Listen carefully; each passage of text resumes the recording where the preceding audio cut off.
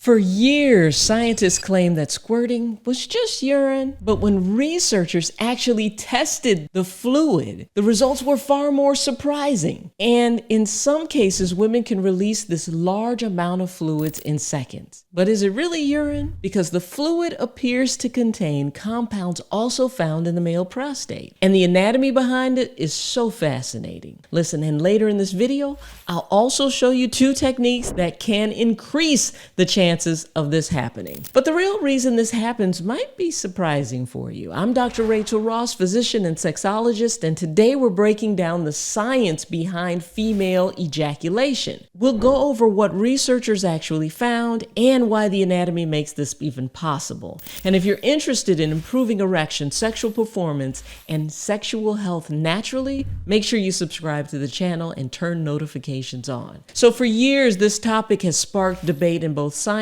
and culture. Some people believe squirting is just urine. Others believe it's a completely different type of fluid. So researchers decided to actually test it. And what researchers discovered next was fascinating. Now, here's what the researchers did.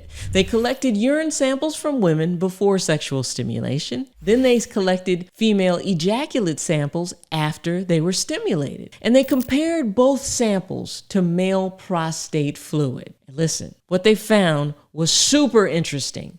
The female ejaculate samples contained something called PSA, prostatic specific antigen. This is the same enzyme found in male semen, and this suggests that female ejaculate may originate from glands that function very similar to the male prostate. Now, these glands are called the periurethral glands. Some people call them the Skene's glands. Others call them the female prostate. And these glands are located right next to and surrounding the urethra, the P tube, right? So right next to where pee comes out, near the anterior or the front wall of the vagina. Now, because of where these glands sit, stimulation can feel like pressure on the bladder when the glands are stimulated. And a lot of women describe feeling like they need to urinate right before they squirt. And that's because the periurethral glands are right next to the urethra. They're right next to where the pee comes out of. And that's not the most interesting part. Now, if you're curious about how your performance might be rated, I created a free tool that calculates your erection age. Your erection may be aging faster than you are or slower than you are. You can find a link below.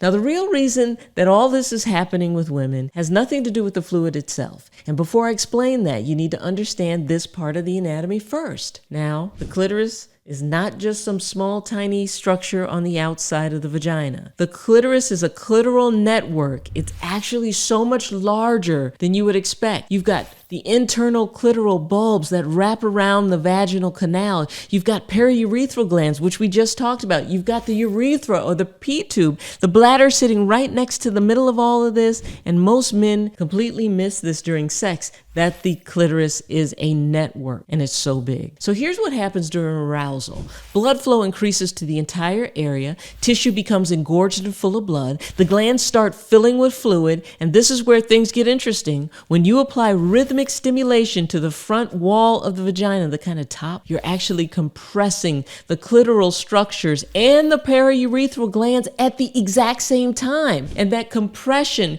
creates pressure buildup. And when that pressure gets high enough, you get a fluid release. That's the squirt. That's the female ejaculation.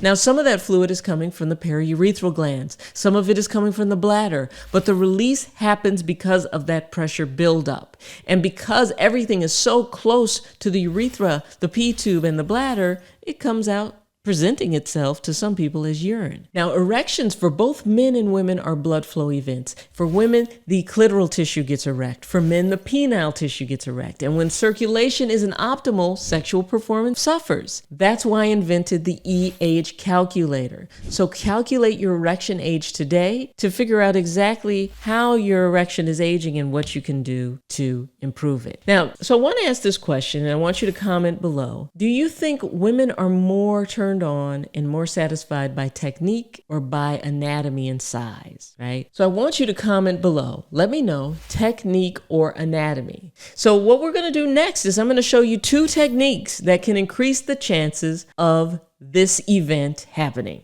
So technique number 1, this harnesses the anatomy by using upward angled stimulation. You want to angle your fingers or your penis upwards towards the front wall of the vagina. You're aiming for that area right behind the pubic bone. See, if you apply rhythmic pressure, not too fast, not too slow, and keep clitoral involvement at the same time, then you are going to have a magnificent result. Technique number 2, we talk about this one periodically. It's called the Kunyaza technique. The Kunyaza technique comes from Central Africa. And instead of thrusting in and out, you're using the tip of the penis to actually create rhythmic stimulation across the clitoris and the vaginal opening. So on the exterior, light controlled rhythmic tapping, almost like you're painting. This creates the exact compression that we talked about earlier, except on the outside. And when it's done correctly, you're not just increasing stimulation, you're increasing the likelihood of fluid building up in the Skene's glands and a release. But here's the part nobody talks about. This process depends heavily on consistent pressure,